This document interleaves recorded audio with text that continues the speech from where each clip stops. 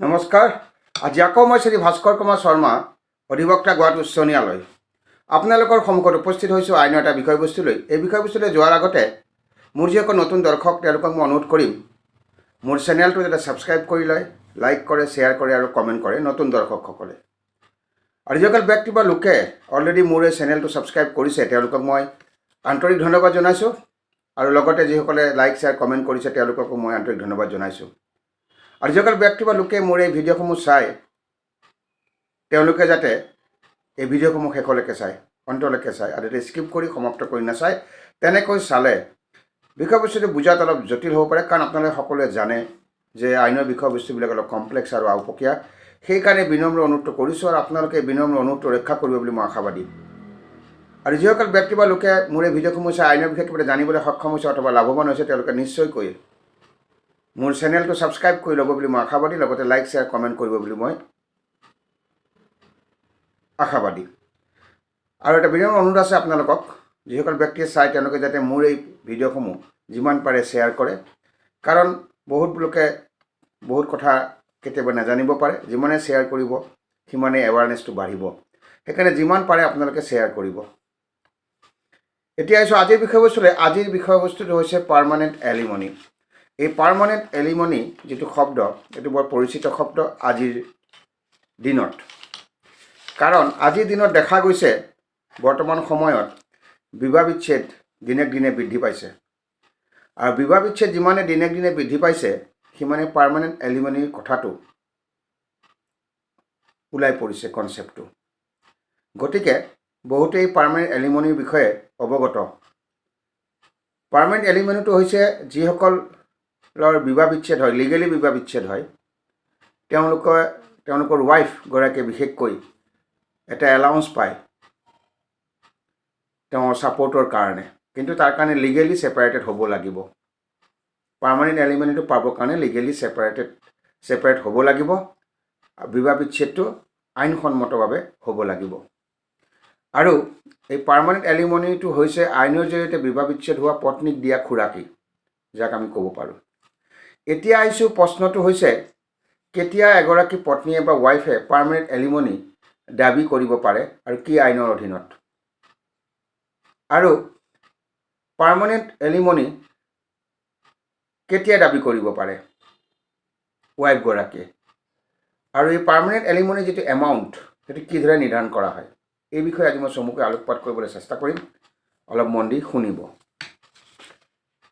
A wife can claim permanent alimony under the Hindu Marriage Act 1955 if the court finds that she needs continued financial support after a divorce.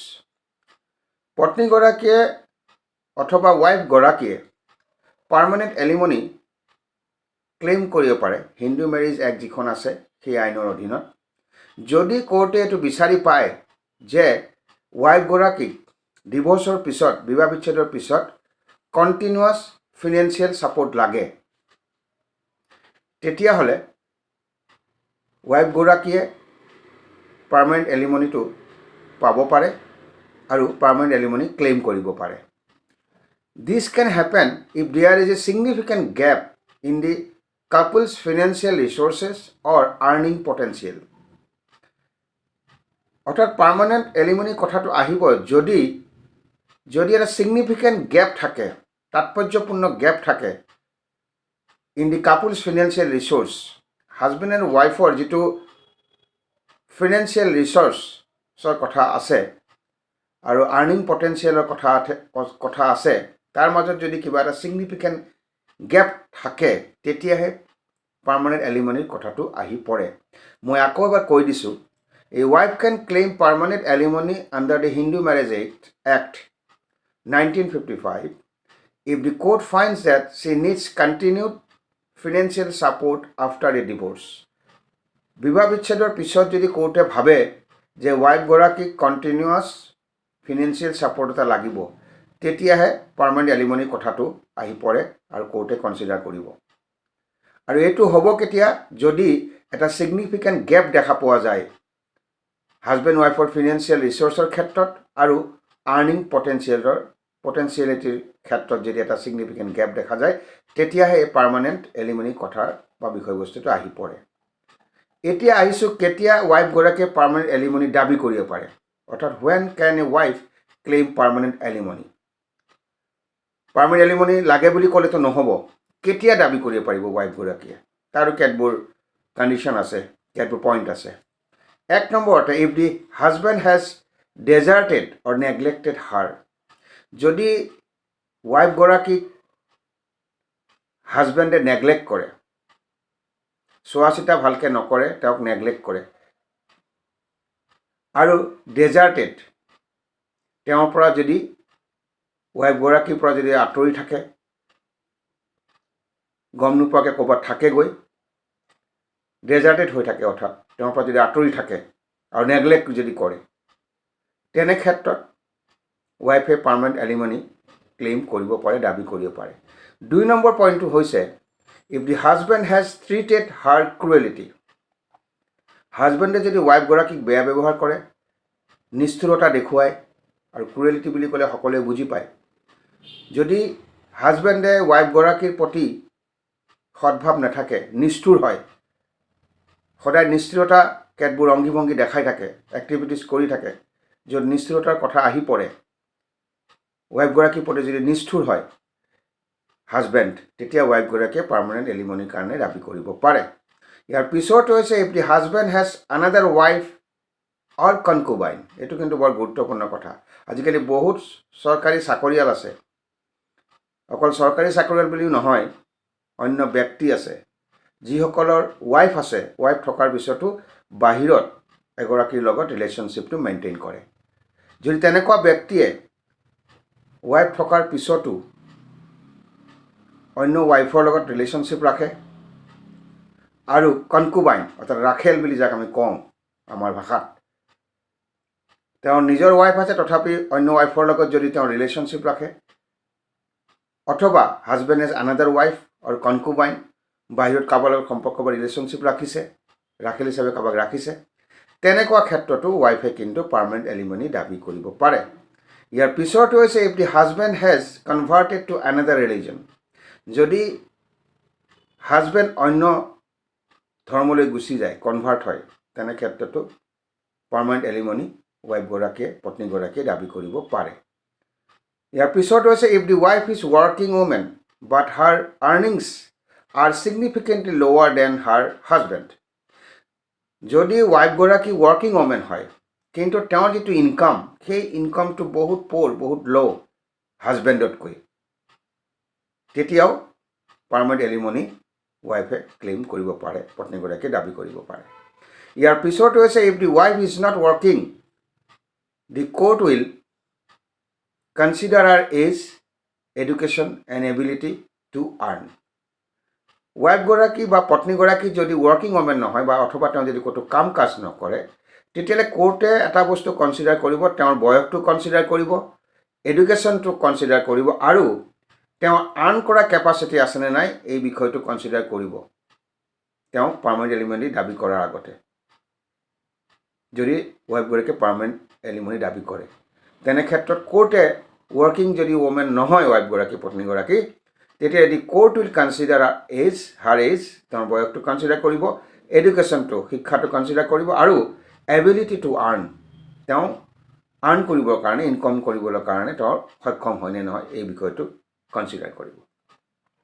এতিয়া আহিছোঁ permanent alimony যিটো amount, কিমান দিব তাৰমানে এলিমনিটো, permanent খোৰাকিটো, সেইটো কি ভিত্তিত নিৰ্ধাৰণ কৰিব বা ডিটাৰমিন কৰিব, সেই বিষয়ে অলপ জানি থওক। 1 নম্বৰ, the court considers the couples financial and social status, permanent এলিমনিটো নিৰ্ধাৰণ কৰাৰ ক্ষেত্ৰত কোৰ্টে কাপলছ অৰ্থাৎ হাজবেণ্ড ৱাইফৰ ফিনেন্সিয়েল ষ্টেটাছটো কেনেকুৱা ধৰণৰ, ছ'চিয়েল ষ্টেটাছটো কেনেকুৱা ধৰণৰ, সেই বিষয়টোৰ ওপৰত গুৰুত্বপূৰ্ণভাৱে লয় আৰু গুৰুত্ব প্ৰদান কৰে। ইয়াৰ পিছৰটো হৈছে, the court considers the wife's educational and professional qualifications, এই পাৰ্মানেণ্ট এলিমনিটো নিৰ্ধাৰণ কৰাৰ ক্ষেত্ৰত কোৰ্টে ৱাইফৰ এডুকেশ্যনেল কোৱালিফিকেশ্যন আৰু প্ৰফেশ্যনেল কোৱালিফিকেশ্যনটো কনচিডাৰ কৰে বা গুৰুত্ব দিয়ে। ইয়াৰ পিছৰটো হৈছে, the court considers the wife's employment history, এই পাৰ্মানেণ্ট এলিমনিটোৰ যিটো এমাউণ্ট সেইটো নিৰ্ধাৰণ কৰাৰ ক্ষেত্ৰত কোৰ্টে সেই ৱাইফগৰাকীৰ এমপ্লয়মেণ্ট ষ্টেটাছটো বা এমপ্লয়মেণ্ট হিষ্ট্ৰীটো কি, তেওঁ ক'ত কাম কৰে, কিমান উপাৰ্জন কৰে, সেই গোটেই এমপ্লয়মেণ্ট হিষ্ট্ৰীটো কোৰ্টে এবাৰ চালি জাৰি চায় এমাউণ্টটো নিৰ্ধাৰণ কৰাৰ আগতে। ইয়াৰ পিছৰটো হৈছে the court considers the wife's independent income and property. এইটো বৰ গুৰুত্বপূৰ্ণ কথা। এই এমাউণ্টটো নিৰ্ধাৰণ কৰাৰ আগতে কোৰ্টে ৱাইফগৰাকীৰ ইণ্ডিপেণ্ডেণ্ট ইনকাম কিমান আৰু আপোনাৰ প্ৰপাৰ্টি কি আছে সেই বিষয়টোৰ ওপৰতো গুৰুত্ব দিয়ে। ইয়াৰ পিছৰটো হৈছে the court considers the husband's income and potential earning capacity.